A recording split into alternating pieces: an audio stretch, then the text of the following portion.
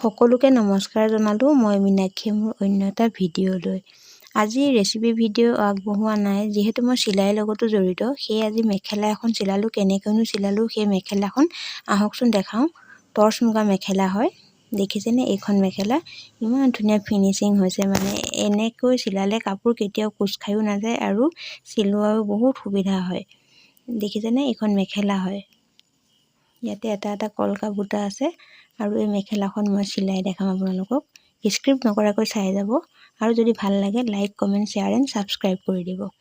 তাৰ বাবে লৈছোঁ মই এইটো ফলছ, মানে শাৰী ফলছ লৈছোঁ আৰু এটা মুগা ৰঙৰ গুলি ব্যৱহাৰ কৰিছোঁ আৰু মোৰ মেচিন এইটোৱেই হয়।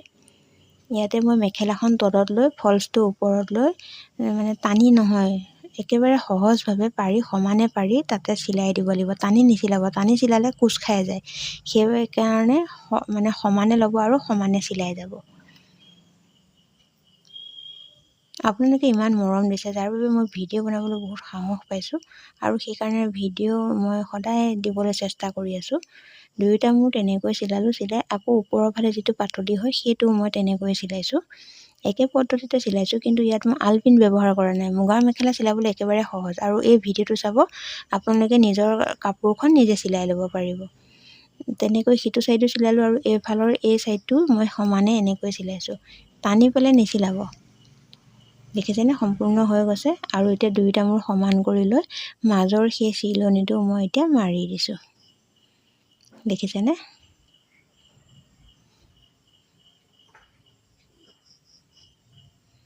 স্ক্ৰিপ্ট নকৰিব, আপোনালোকে এনেকৈ চাই যাব আৰু এই ভিডিঅ'টোৰ মাজেদি আপোনালোকে উপকৃত হ'ব পাৰিব বুলি মই আশা কৰিছোঁ। দেখিছেনে?